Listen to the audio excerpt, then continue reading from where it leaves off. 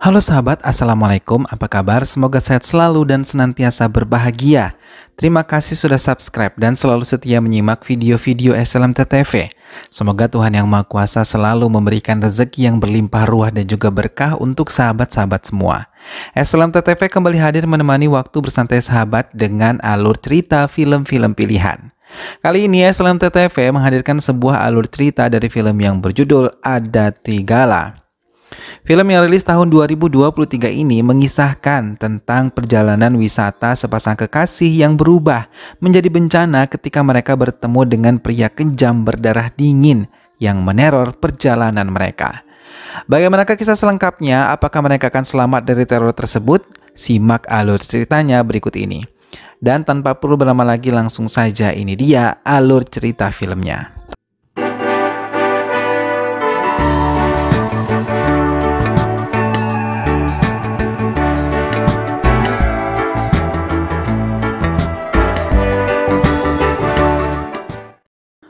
Sebuah mayat ditarik begitu saja dan dimasukkan ke sebuah truk oleh seorang pria dengan perawakan tinggi.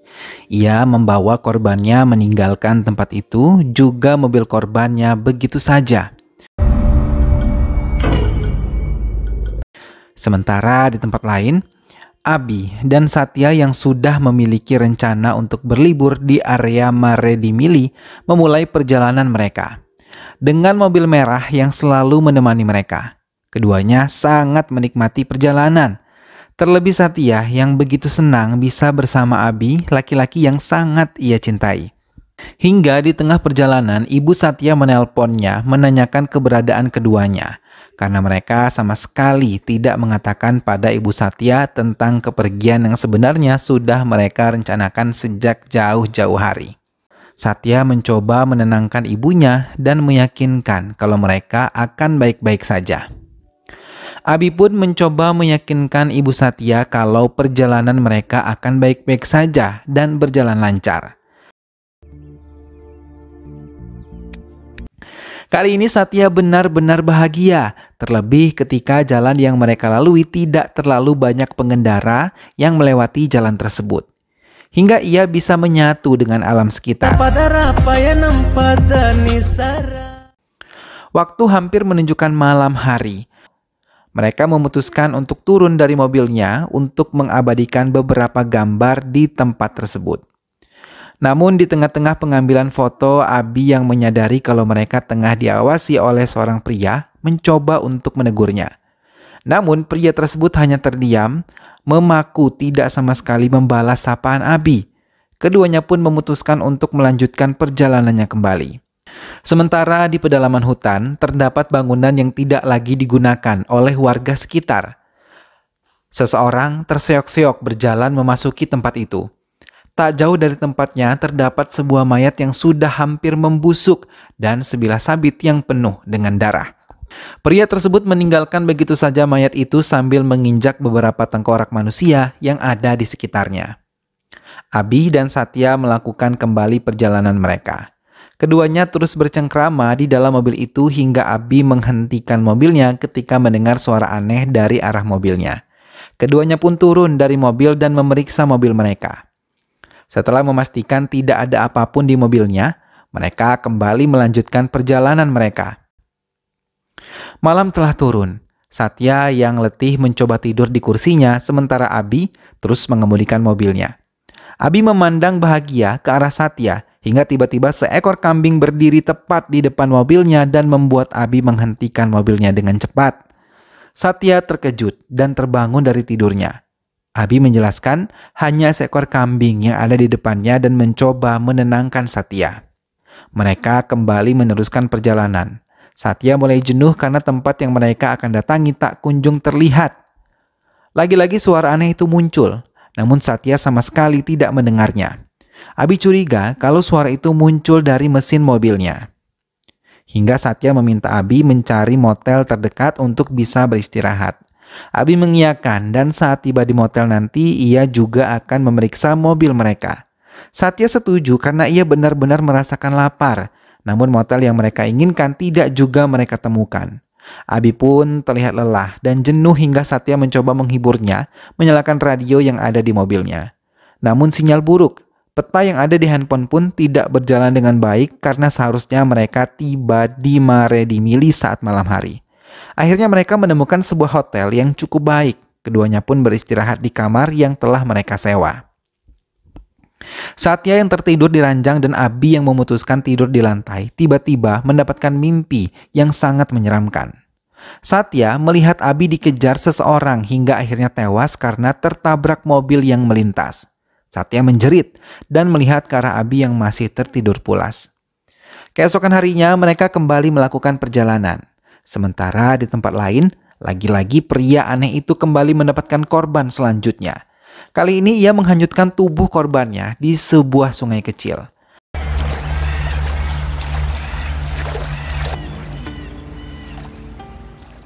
Abi dan Satya menghentikan perjalanan mereka ketika melihat pemandangan yang begitu indah. Mereka pun meninggalkan mobil untuk mencari tempat agar bisa mengambil gambar. Satya melepaskan sepatunya ketika melihat sungai kecil dan mencoba bermain dengan air. Abi pun mengikuti jejak Satya walaupun kakinya sedikit sakit terkena batu-batu di sungai kecil tersebut. Keduanya tertawa bahagia menghabiskan waktu di tempat itu. Mereka terus memasuki hutan dan mencari tempat-tempat yang lebih indah lagi. Hingga Satya merasa lelah dan memutuskan beristirahat sebentar di sebuah kuil terpencil yang mereka lihat. Abi pun setuju dan keduanya berjalan melangkah ke kuil yang terlihat tidak terawat lagi. Satya juga mendengar suara air terjun di sekitar mereka. Keduanya memutuskan untuk berdoa di kuil itu bersama-sama dan dalam kesempatan itu Abi memberikan sebuah kalung untuk Satya. Melihat kalung itu, Satya sangat merasa senang dan menggunakannya di lengannya sambil memeluk Abi. Mereka memutuskan untuk meninggalkan kuil itu dan mencari tempat yang lebih indah lagi. Saat mereka duduk di sebuah batang kayu, mereka tidak menyadari bahwa diri mereka tengah diperhatikan seseorang dari kejauhan. Keduanya asik berbincang dan Abi mengucapkan banyak terima kasih karena Satya mau mendampinginya sampai saat ini. Satya hanya menciumnya dan menggodanya sambil berlari hingga Abi tertinggal jauh di belakangnya. Satya mulai ketakutan ketika melihat keadaan di sekelilingnya yang begitu menyeramkan. Berulang kali ia memanggil Abi namun Abi sama sekali tidak menjawab. Hingga tiba-tiba Abi datang dan membawanya kembali ke mobil. Pria misterius yang telah mengincar mereka memandang kesal ketika mobil mereka menjauh dari tempatnya. Namun di tengah perjalanan mereka, Abi benar-benar merasa kesal ketika sebuah truk yang dikemudikan pria misterius tersebut selalu menghalangi laju mobilnya. Ia sama sekali tidak memberikan Abi kesempatan untuk mendahuluinya. Satya pun ikut terbawa emosi ketika melihat truk tersebut dikendarai dengan semena-mena. Berulang kali Abi memberikan klakson kepada truk tersebut tapi sama sekali tidak diindahkan. Hingga akhirnya Abi bisa mendahuluinya dan menjauh dari truk tersebut. Abi melambatkan laju mobilnya dan mencoba mengisi bahan bakar di sebuah pom terdekat. Namun, lagi-lagi truk tersebut ikut mengisi bahan bakar juga dan terus menekan klakson agar petugas SPBU untuk datang. Tak lama petugas SPBU datang dan mengisi bahan bakar mobil Abi. Dari dalam mobilnya, Abi memandang pengemudi truk namun selalu terhalang oleh petugas SPBU yang memeriksa mobilnya dan membersihkan area kaca mobilnya. Abi memperhatikan pengendara truk yang berkeliling memeriksa ban truk miliknya. Setelah selesai melakukan transaksinya, Abi pergi untuk bisa menemukan kembali hotel agar mereka bisa beristirahat. Namun tanpa diduga, truk tersebut kembali mengikuti mereka, bahkan berulang kali ia memberikan klakson agar bisa ia mendahului mereka. Abi hanya tetap mengendarai mobilnya karena ia tahu jalan yang ada di sampingnya bisa untuk digunakan truk itu mendahuluinya. Namun tidak digunakan oleh pengendara truk tersebut.